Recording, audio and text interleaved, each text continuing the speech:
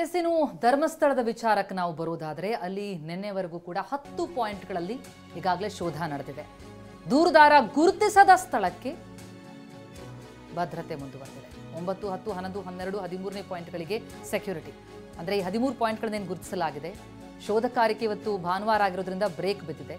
ಆದರೆ ಶೋಧಕ್ಕೆ ಬ್ರೇಕ್ ಬಿದ್ದರೂ ಕೂಡ ಭದ್ರತೆಯನ್ನು ಮುಂದುವರಿಸಿದ್ದಾರೆ. ಜೊತೆಗೆ 6ನೇ ಪಾಯಿಂಟ್ಗೂ ಕೂಡ ಟೈಟ್ ಸೆಕ್ಯೂರಿಟಿ, ಯಾಕಂದ್ರೆ ಅಲ್ಲೇ ಅಸ್ಥಿಪಂಜರ ಸಿಕ್ಕದ್ದು. 6ನೇ ಪಾಯಿಂಟ್ ಸಂರಕ್ಷಿತ ಪ್ರದೇಶ ಹಿನ್ನೆಲೆ ಬಿಗಿ ಭದ್ರತೆಯನ್ನು ಒದಗಿಸಲಾಗಿದೆ. ಇನ್ನು 3 ಪಾಯಿಂಟ್ ಉಳ್ಕೊಂಡಿದೆ ಶೋಧ ಕಾರ್ಯಕ್ಕೆ. 11, 12 ಮತ್ತು 13ನೇ ಪಾಯಿಂಟ್. ನಿನ್ನೆವರೆಗೂ 5 ದಿನಗಳ ಕಾಲ 10 ಪಾಯಿಂಟ್ಗಳಲ್ಲಿ ಶೋಧ ನಡೀತು. ಇನ್ನು ನಾಳೆ ಉಳಿದ 3 ಪಾಯಿಂಟ್ಗಳಲ್ಲಿ ಶೋಧ ಕಾರ್ಯ ನಡೆಯುತ್ತೆ. ಗುರುತಿಸಿದಂತಹ ಸ್ಥಳಕ್ಕೆ ಯಾರೂ ತೆರಳದಂತೆ ಸರ್ಪಗಾವಲು ಹಾಕಲಾಗಿದೆ.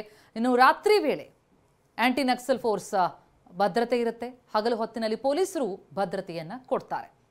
ಬಿಗಿ ಭದ್ರತೆಯಲ್ಲಿ ಇರಿಸಲಾಗಿದೆ. ಯಾಕಂದರೆ ಇದನ್ನು ಸುರಕ್ಷಿತವಾಗಿಡಬೇಕು ಶೋಧ ನಡೆಯುವವರೆಗೂ ಕೂಡ. ನಂತರ ಶೋಧದ ಬಳಿಕ ಏನಾದರೂ ಪತ್ತೆಯಾದಲ್ಲಿ ಇದು ಮುಂದುವರಿಯುತ್ತೆ. ಹಾಗಾಗಿ ಸದ್ಯಕ್ಕೆ ಹೇಗಿದೆ ಸ್ಥಳದ ಚಿತ್ರಣ ಕೊಟ್ಟಿದ್ದಾರೆ ನಮ್ಮ ಪ್ರತಿನಿಧಿ ಪೃಥ್ವಿ. ಗ್ರೌಂಡ್ ರಿಪೋರ್ಟ್ ಇಲ್ಲಿದೆ. ಅನಾಮಿಕ ಸಾಕ್ಷ್ಯ ದೂರುದಾರ ಸಾಕಷ್ಟು ಹೆಣಗಳನ್ನು ಹೂತಾಕಿದ್ದೇನೆ ಅಂತ ಹೇಳಿ ತಪ್ಪನ್ನು ಒಪ್ಕೊಂಡಿದ್ದ ಆ ಪ್ರಕರಣಕ್ಕೆ ಸಂಬಂಧಪಟ್ಟಂತೆ ಈಗ ಪಾಯಿಂಟ್ ನಂಬರ್ 1ರಿಂದ 10ರವರೆಗೂ ಉತ್ಖನನ ಕಾರ್ಯ ಕಂಪ್ಲೀಟ್ ಆಗಿದೆ. ನಾಳೆಯಿಂದ ಇನ್ನು 3 ಪಾಯಿಂಟ್ಗಳಲ್ಲಿ ಉತ್ಖನನ ಕಾರ್ಯ ನಡೆಯುತ್ತೆ.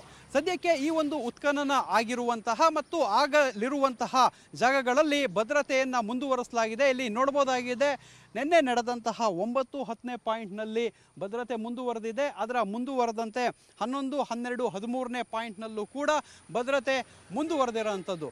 ಯಾಕೆ ಅಂತ ಹೇಳಿದರೆ ಯಾವುದೇ ರೀತಿಯ ಅಲಿಗೇಷನ್ಗಳು ಏನಾದರೂ ಬಂದಂಥ ಸಂದರ್ಭಗಳಲ್ಲಿ ಅಂತಹ ಅಲಿಗೇಷನ್ಗಳಿಗೆ ಆಸ್ಪದ ಇರಬಾರ್ದು ಅನ್ನೋ ಕಾರಣಕ್ಕೆ ಈ ಸೆಕ್ಯೂರಿಟಿಯನ್ನು ಮುಂದುವರಿಸಿರುವಂಥದ್ದು. ಯಾಕೆಂತ ಹೇಳಿದರೆ ಇಂತಹ ಪ್ರಕರಣಗಳಲ್ಲಿ SIT ಮೇಲೆ ಸಾಕಷ್ಟು ಅಲಿಗೇಷನ್ಗಳನ್ನ ಜನರು ಮತ್ತು ದೂರುದಾರನ ಕಡೆಯವರು ಮಾಡುವಂತಹ ಸಾಧ್ಯತೆಗಳಿರುತ್ತೆ. ಯಾರು ಬೇಕಾದರೂ ಅಲಿಗೇಷನ್ ಮಾಡುವಂಥ ಸಾಧ್ಯತೆಗಳಿರುತ್ತೆ. ಅದರಿಂದ ಈ ಒಂದು ಪ್ರದೇಶಗಳನ್ನು ಕಾಪಾಡ್ಕೊಳ್ಳುವಂಥದ್ದು SIT ಕರ್ತವ್ಯ ಆಗಿರುತ್ತೆ. ಅದಕ್ಕೋಸ್ಕರ ಸೆಕ್ಯೂರಿಟಿನ ಕಂಟಿನ್ಯೂ ಮಾಡಿದೆ.